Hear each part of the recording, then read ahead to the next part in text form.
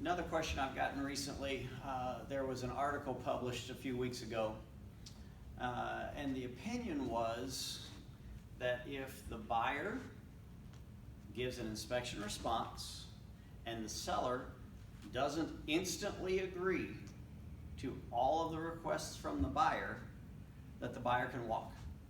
That it's exactly like a counteroffer when you're originally negotiating the purchase agreement. I got to tell you, that's not the case.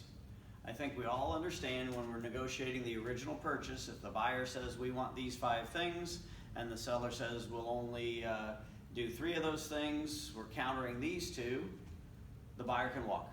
Okay? Unless one party says this is what I want and the other party says we agree 100%, either party can walk away at that time. Okay? We get to the point where everyone agrees. We now have a contract.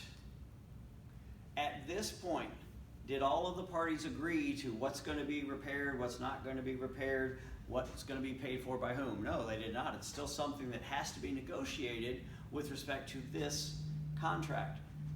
Inspection process takes place. Buyer says we want these 5 things done. Obviously, we know now that our counteroffer type process in inspection responses, notice it doesn't even say it's a counteroffer, it says it's a response. In the inspection response, the seller says, we don't want to do those 5 things, we'll only do 3 things.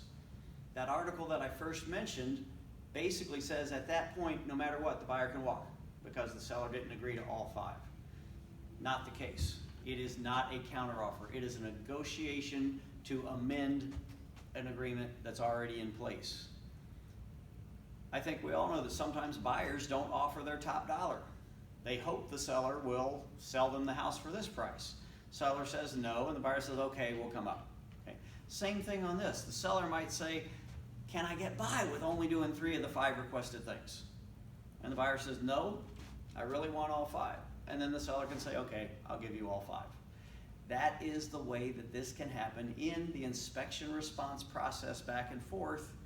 It's not a counteroffer so that if someone doesn't agree right away, the other person can walk. One other issue just to support that. What if the buyer says, I want these 5 things, and the seller says, okay, I will fix all 4 defects, but that 5th thing you asked for wasn't a defect.